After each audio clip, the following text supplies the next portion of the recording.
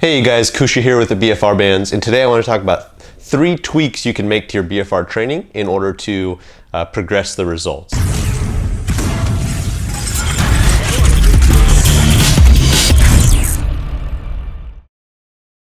So a common question I get is, I'm following the standard protocol of doing 15 to 30 reps per set and doing about 3 to 4 sets, but I'm not quite seeing the pump that I want to see in the workout or the results in general.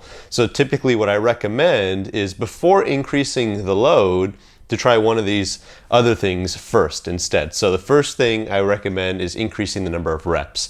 With BFR training, you want to be training to essentially to volitional fatigue, which is a fancy way of saying training to failure.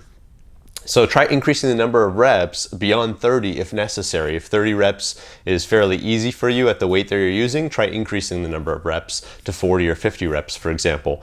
The second thing I'd recommend doing is increasing the training volume. So instead of doing 3 or 4 sets, maybe you're doing 5, 6, 7, 8, all the way up to 10 sets if necessary for that exercise. Because remember, you're only doing a couple exercises with BFR usually anyway. So you can increase the number of sets, which is usually necessary for people who are pretty advanced and have a pretty extensive training background.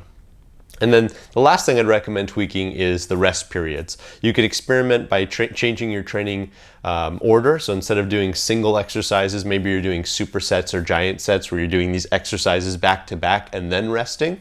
And then also you can just tweak the rest period between sets itself. Instead of doing 30 to 45 seconds of rest, maybe you're doing 20 to 30 seconds of rest in between sets. So try those 3 tweaks, and then if necessary, if you do need to increase the load, we typically recommend using about 20% of 1 rep max, but I've seen some of the research out there talk about using higher loads like 40 or 50% of 1 rep max, but still, again, you want to keep it very light. You're not using 75% or 80% of 1 rep max like you might use in a typical traditional training session where you're doing 3 sets of 10. So you're not training heavy and that means at all. You're still training light, still using under 50% of your 1 rep max, but if necessary, after you've tried those first 3 tweaks that I recommended, you could increase the load if necessary.